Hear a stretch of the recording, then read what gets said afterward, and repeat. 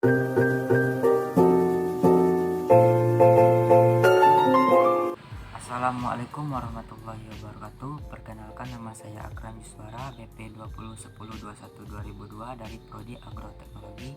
Di sini saya akan melakukan praktikum tentang pengenalan hewan yang menguntungkan dan merugikan dalam bidang pertanian. Tujuannya yaitu kita dapat mengenal jenis dan morfologi hewan yang menguntungkan dan merugikan dalam bidang pertanian, yaitu peran dari hewan tersebut ada yang menguntungkan dan ada yang merugikan. Yang pertama, menguntungkan, yaitu seperti agen penyembuhan dan parasitoid, dan yang merugikan yaitu seperti hama. Baiklah, di sini saya akan mencoba mencari bekicot.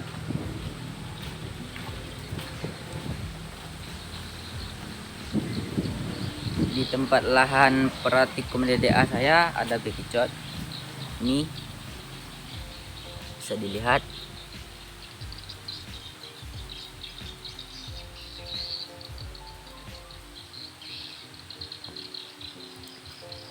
Dan ada juga bekicot yang masih kecil.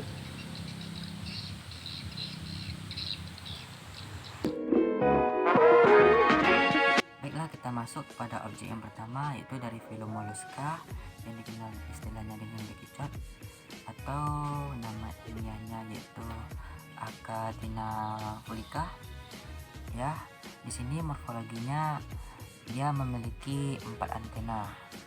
Jadi antena di atas dan di bawah. Jadi antena di atas ini merupakan mata atau okuli, dan bergeraknya menggunakan perut atau podium. Kemudian di cangkangnya ini atau ujung cangkangnya ini merupakan apex. Yang lingkaran yang besar ini merupakan sutura, dan kemudian cangkang ini yang bergaris-garis ini merupakan bodywork.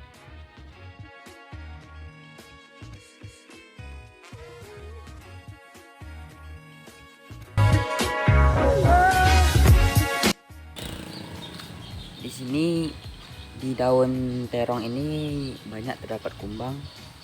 Ya, ini salah satunya ada kumbang.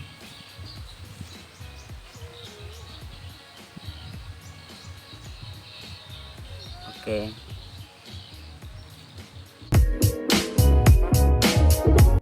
Baiklah, kita masuk kepada objek yang kedua, yaitu Coccinellidae atau dikenal dengan kumbang cocci. Jadi morfologinya itu memiliki 3 sepasang kaki yang terletak pada bagian toraks, kemudian memiliki kepala, memiliki antena, dan memiliki sayap dan pelindung sayap, dan ukurannya yang kecil.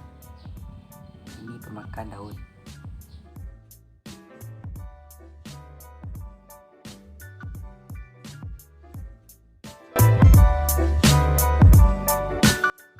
Baiklah, di sini saya akan mencari cacing tanah. Di sini tempat lokasi cacing tanah berada. Oke.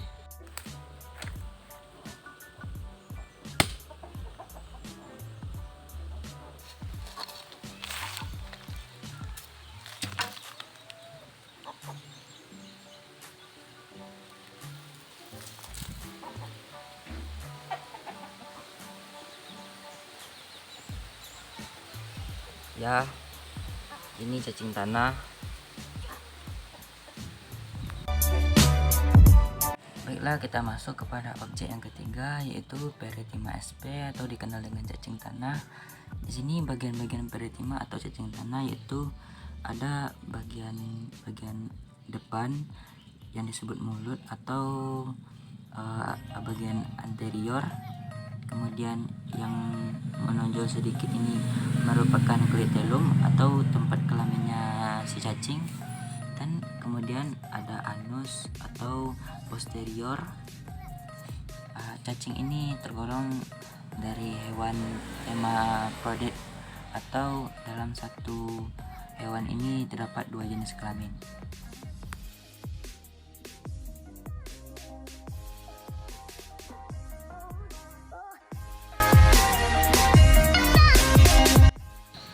Oke, sekarang kita mau nangkap belalang. Itu belalangnya tuh. Tuh, udah nampak, Oke. 1, 2, 3. Dapat guys, dapat. Nih. Dapat kan? Oke. Baiklah, kita masuk kepada objek yang keempat, yaitu falanga atau dikenal istilahnya dengan belalang. Jadi kita akan mengenal bagian-bagian atau morfologi dari belalang. Jadi di sini di bagian kepala terdapat mata dan sepasang antena. Kemudian ada toraks, kemudian ada abdomen dan ada sayap. Jadi saya mengambil belalang yang kecil, namun sayapnya belum tumbuh.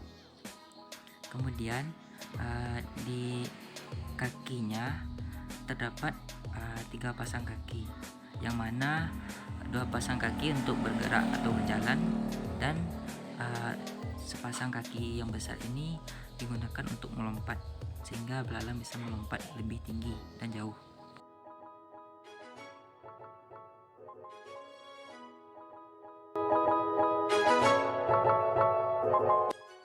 Baiklah, kali ini kita akan mencari objek yang kelima, yaitu menangkap laba-laba.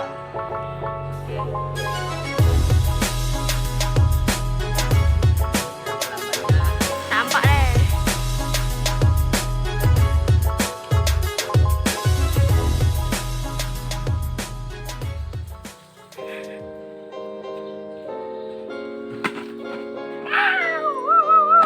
Dapat guys.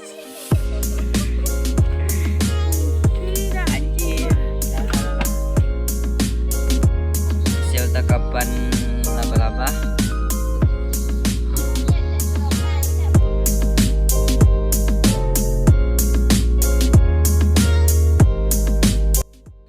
Baiklah, kita masuk kepada objek yang kelima, yaitu Araneus diadematus atau dikenal dengan laba-laba. Di sini kita akan mengenal bagian-bagian atau morfologi dari laba-laba. Di sini laba-laba memiliki 2 bagian tubuh, yaitu bagian tubuh depan dan bagian tubuh di belakang. Yang mana bagian tubuh depan terdapat kepala toraks atau gabungan antara kepala dengan dada, dan yang bagian di belakang terdapat abdomen atau perut.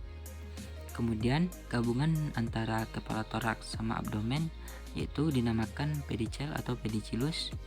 Dan secara umum laba-laba ini memiliki ciri-ciri 8 kaki sampai 1/4 mata,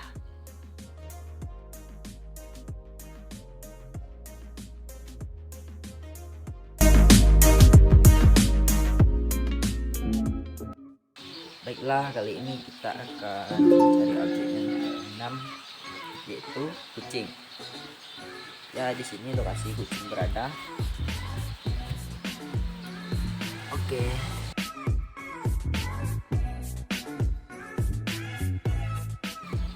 Baiklah, kita masuk kepada objek yang ke-6, yaitu Phyllocatus atau dikenal dengan kucing. Di sini kita akan membahas bagian-bagian atau morfologi dari Phyllocatus atau kucing tersebut. Jadi, di bagian depan terdapat kepala, yang mana bagian-bagiannya yaitu ada sepasang telinga, sepasang bola mata, hidung, kumis, mulut, dan kemudian bagian tengah ada perut. Kemudian bagian belakang terdapat ekor, anus, kemudian ada kelamin. Kemudian di samping itu kucing memiliki 4 kaki, yang mana setiap kaki itu memiliki kuku yang tajam-tajam. Ini berguna untuk mencabik musuhnya dan untuk memanjat.